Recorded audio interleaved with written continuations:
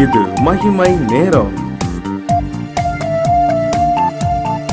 கர்த்தருடைய பரிசுத்தமான நாமத்துக்கு ஸ்தோத்திரம். இந்த நாளின் காலை வேளையிலே இந்த மகிமை நேரம் நிகழ்ச்சியின் மூலமாக கர்த்தருடைய வார்த்தையை சொல்வதிலே மகிழ்ச்சி அடைகிறேன். இந்த நாளிலும் நாம் தியானிக்கும்படியாக தெரிந்து கொண்ட வேத வசனம் நீதிமொழிகள் 24 அதிகாரம் 9 பரியாசக்காரன் மனுஷருக்கு அருவருப்பானவன். பரியாசக்காரன் மனுஷருக்கு அருவருப்பானவன். இங்கே ஒரு மனுஷனை நாம் பார்க்கிறோம், பரியாசக்காரன். பரியாசக்காரனை குறித்து நாம் பார்க்கிறோம். பிறரை பரியாசம் பண்ணுகிறவர்கள் இன்றைய காலகட்டத்திலே அநேகர் உண்டு. பிறரை பரியாசம் பண்ணுகிறவர்கள், பிறரை அற்பமாய் எண்ணுகிறவர்கள், பிறரை கேலி கிண்டல் பண்ணுகிறவங்க, பிறரை அவங்களுடைய தாழ்வையான நிலைமையை பார்த்து அவங்களை பரிகசிக்கிறவர்கள், ஏளனமாய் பேசுகிறவர்கள் உண்டு. தாங்கள் பெரிய அறிவாளிகள், திறமசாலிகள், புத்திசாலிகள் என்று நினைத்து கொண்டு பிறரை இகழ்ந்து பேசக்கூடிய மக்களை நாம் பார்க்கிறோம். அவர்களுக்கு பரியாசக்காரன் என்று சொல்லி வேதம் சொல்கிறதை பார்க்கிறோம். எனவேதான் அந்த பரியாசக்காரன் மனுஷருக்கு அருவருப்பானவன். எனவேதான் ஆண்டவர் சொல்கிறார், பரியாசக்காரர் உட்காரும் இடத்தில் நாம் உட்காரக்கூடாது, அந்த பரியாசக்காரர் கூட்டத்தில் கூட நாம் என்ன செய்யக்கூடாது, சேரக்கூடாது என்று சொல்லி ஆண்டவர் சொல்கிறார். பரியாசம் ஆண்டவர் வெறுக்கிற ஒரு பாவம். பிறரை இகழ்ச்சியாய் பேசுகிறவர்கள், அற்பமாய் தங்களை பெரிய மனிதர்களாக நினைத்து கொண்டு மற்றவர்களை கேவலமாய் பேசுகிற மக்கள். வேதத்திலே அநேகர் பரியாசம் பண்ணுகிறார்கள். பிறரை பரியாசம் பண்ணுகிறதை நாம் வேதத்திலே நாம் பார்க்கிறோம். சில அநேகரை பரியாசம் பண்ணுகிறதை நாம் பார்க்கிறோம். யோபுவினுடைய வாழ்க்கையிலே யோபுவினுடைய சிநேகிதர்கள் யோபுவுக்கு ஆறுதல் சொல்ல வருகிறார்கள். ஆனால் யோபுவுக்கு ஆறுதல் சொல்ல வந்த சிநேகிதர்கள் கூட ஒரு கட்டத்திலே யோபுவை பரியாசம் பண்ணுகிறதை நாம் பார்க்கிறோம். யோபு 16 அதிகாரம் 20 பார்க்கிறோம், என் சிநேகிதர்கள் என்னை பரியாசம் பண்ணுகிறார்கள். பாருங்க எவ்வளவு கொடுமை. ஆறுதல் சொல்ல வந்தவங்க இவனுடைய நிலைமையை பார்த்து, யோபுவினுடைய நிலைமையை பார்த்து அவனை பரியாசம் பண்ணுகிறதை நாம் பார்க்கிறோம். என் கண் தேவனை நோக்கி கண்ணீர் சொரிகிறது. பரியாசத்தை அனுபவிக்கிறவர்கள் கர்த்தரை நோக்கி கண்ணீர் வடிக்கிறார்கள், வேதனைப்படுகிறார்கள். அவங்க வாயில வரதை பேசுறாங்க, யோபுவை குற்றவாளியாக்குறாங்க, யோபுவை ஒரு பாவியாக்குறாங்க. யோபு பரியாசத்தை அனுபவிக்கிறார். கர்த்தரை நோக்கி அவர் கண்ணீர் வடிக்கிறதை நாம் பார்க்கிறோம். நாமும் கூட நண்பர்கள் அநேக வேளைகளிலே பரிகசிப்பதை நாம் அறிகிறோம். நல்லா இருக்கிற ஃப்ரெண்ட்ஸ், நண்பர்கள் கூட வாழ்க்கையில் ஒரு கஷ்டம் வந்துட்டு, ஒரு தாழ்வு வந்துட்டு, நண்பர்கள்லாம் என்ன செய்வாங்க, கேலி கிண்டல் பரியாசம் பண்ணுவாங்க. அவங்க பரிகாசத்தெல்லாம் தாங்க முடியாது. அப்படிப்பட்ட ஒரு சூழ்நிலை யோபுவுக்கு வந்ததை பார்க்கிறோம். 30 அதிகாரம் 1 சொல்கிறார், என்னிலும் இளவயதானவர்கள் என்னை பரியாசம் பண்ணுகிறார்கள். என்னை விட இளையவங்களாம் என்னை என்ன செய்தாங்க, பரிகாசம் பண்ணாங்க. ஒரு காலத்தில் நான் பிரபுவை போல இருந்தேன், நான் ஒரு இராணுவத்தில் ஒரு ராஜாவை போல இருந்தேன், சிறு பிள்ளைகளெல்லாம் என்ன கண்டா எழும்பி நிற்பாங்க, அப்படி இருந்தேன். இன்றைக்கு என்னுடைய வாழ்க்கையிலே இப்படிப்பட்ட வியாதி இழப்புகள் மத்தியிலே என்னிலும் இளவயதானவர்கள் எல்லாரும் என்னை என்ன செய்தாங்க, பரியாசம் பண்ணுகிறார்கள். இவ்வளவு ஒரு வேதனையான ஒரு சூழ்நிலை. பரியாசக்காரர் பிறரை பரியாசம் பண்ணுகிற ஒரு சூழ்நிலையை நாம் பார்க்கிறோம். ஆனாலும் கர்த்தர் அந்த யோபுவை கைவிடவில்லை. அந்த பரியாசக்காரர்கள் மத்தியிலே, அவரை பரியாசம் பண்ணின நண்பர்கள் மத்தியிலே ஆண்டவர் பின்னாளிலே யோபுவை உயர்த்தினார் என்று சொல்லி நாம் பார்க்கிறோம். வேதத்திலே கூட நாம் ஆதியாகமத்திலே பார்க்கிறோம், இங்கே ஒரு நபர் பரியாசம் பண்ணுகிறதை நாம் பார்க்கிறோம். ஆதியாகமம் 21 அதிகாரம் 9 பார்க்கிறோம், பின்பு எகிப்து தேசத்தாளாகிய ஆகார் ஆபிரகாமுக்கு பெற்ற குமாரன் பரியாசம் பண்ணுகிறதை சாராள் கண்டு.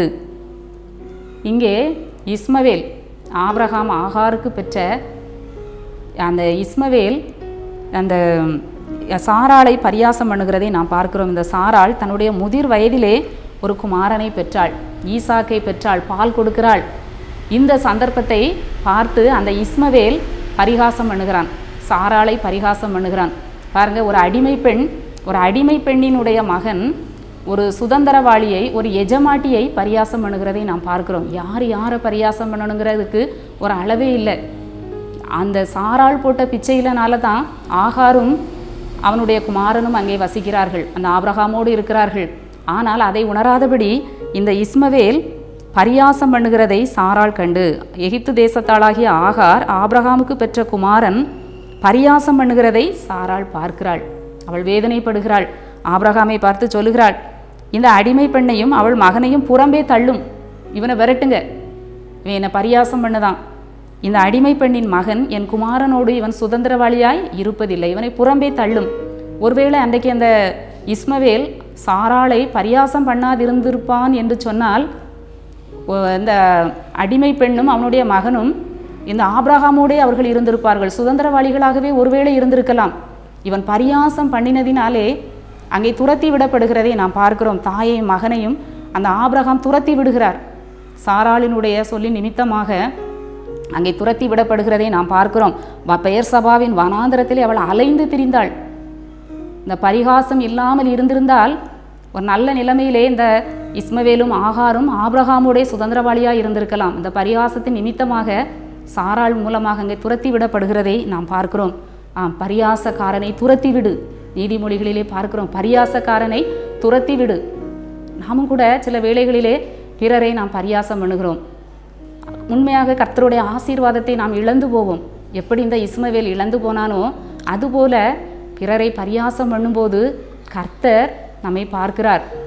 ஏழையாக இருக்கிறான் என்று சொல்லி ஏழையை நம்ம பரியாசம் பண்ணுகிறோம் என்று சொன்னால், ஏழையை பரியாசம் பண்ணுகிறவன் அவரை உண்டாக்கினவரை நிந்திக்கிறான்.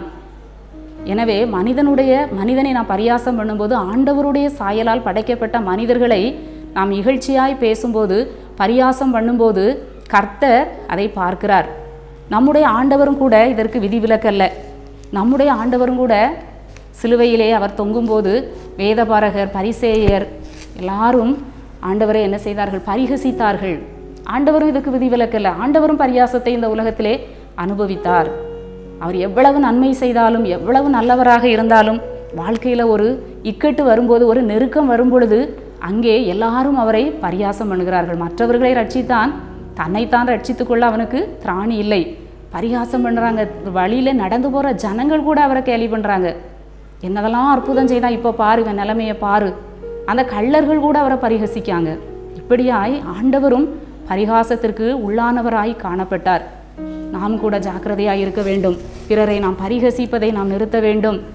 பிறருடைய உள்ளத்தை புண்படுத்துவதை, காயப்படுத்துவதை நாம் நிறுத்த வேண்டும். ஏனென்று சொன்னால், பரியாசக்காரன் மனுஷருக்கு அருவருப்பானவன். மனுஷருக்கே அவன் அருவருப்பு என்றால் கர்த்தருக்கும் அவன் அருவருப்பானவன் தான். ஒரு நல்ல வசனம் ஏசாயா தீர்க்கதரிசியிலே 28ஆம் அதிகாரம் 22ஆம் வசனத்திலே ஒரு நல்ல வசனம் இருக்குது. இப்போதும் உங்கள் கட்டுகள் பலத்து போகாதபடிக்கு பரியாசம் பண்ணாதிருங்கள். இப்போதும் உங்கள் கட்டுகள் பலத்து போகாதபடிக்கு பரியாசம் பண்ணாதிருங்கள். நாம் என்ன செய்யக்கூடாதான்? பிறரை பரியாசம் பண்ணக்கூடாது. ஒருவேளை நமக்கு வியாதி என்கிற ஒரு கட்டு இருக்கலாம், இல்லை நமக்கு ஒரு பண பிரச்சனை, கடன் பிரச்சனை என்கிற ஒரு கட்டு இருக்கலாம். எல்லாவற்றையும் நாம் வைத்துக்கொண்டு பிறரை பிற காரியங்களுக்காக நாம் பரியாசம் பண்ணுவது உண்மை என்று சொன்னால் நம்முடைய கட்டு நல்ல பலத்து போகுமா? நமக்கு விடுதலை இருக்காதான். இந்த வசனம் அதை சொல்லுகிறது. உங்கள் கட்டுகள் பலத்து போகாதபடிக்கு பரியாசம் பண்ணாதிருங்கள். மற்றவர்களை நாம் என்ன செய்யக்கூடாது? பரியாசம் பண்ணக்கூடாது. நம்முடைய கட்டுகள் பலத்து போகும், நம்முடைய கஷ்டங்கள் கூடுதலாகும். இந்த வசனத்தை நாம் அடிக்கடி நாம் மனதிலே நினைவு கொள்ள வேண்டும். நம்முடைய கட்டுகள் பலத்து போகக்கூடாது. நாம் விடுதலை பெற வேண்டும் என்று சொல்லி வாஞ்சிக்கிறோம். மற்றவர்களை நாம் அற்பமாய் எண்ணக்கூடாது. மற்றவர்களை நாம் கேலி பண்ணக்கூடாது. அவங்க கஷ்டத்தில் இருக்கும்போது நம்மால் முடிந்த உதவியை செய்யணும். அவர்களுக்கு நாம் உபயோகம் இல்லாவிட்டாலும் அவர்களை நாம் உபத்திரவப்படுத்தாமல் இருக்க வேண்டும். நம்முடைய கட்டுகள் பலத்து போகாமல் இருக்க வேண்டும் என்று சொல்லி இந்த வசனம் நம்மை எச்சரிக்கிறது. நாமும் கூட ஆண்டவரை நோக்கி பார்த்து ஜெபிப்போம். எங்கள் நல்ல தகப்பனே, இந்த நல்ல காலை வேளைக்காக உமக்கு நன்றி செலுத்துகிறோம். ஆண்டவரே, இந்த நாளிலும் கர்த்தர் எங்களுக்கு கொடுத்த நல்ல ஆலோசனைக்காக உமக்கு நன்றி செலுத்துகிறோம். அப்பா, நாங்கள் பிறரை பரியாசம் பண்ணாதபடி, ஆண்டவரே, பிறருடைய மனதை காயப்படுத்தாதபடி எங்களை காத்துக்கொள்ளும் சுவாமி. வம்பும் புத்தீனமான பேச்சும் பரியாசமும் தகாதவைகள் என்று சொல்லி உடைய வேதம் சொல்லுகிறது. தகாத காரியத்தை நாங்கள் செய்யாதபடி எங்களை காத்துக்கொள்ளுங்க. ஆண்டவரே, எங்களுடைய கட்டுகள் பலத்து போகாதபடிக்கு நாங்கள் பிறரை நாங்கள் பரியாசம் பண்ணாமல் இருக்க ஆண்டவரே எங்களுக்கு உதவி செய்யுங்க. மீட்பர் இயேசு கிறிஸ்துவின் மூலம் ஜெபிக்கிறோம் நல்ல பிதாவே, ஆமேன்.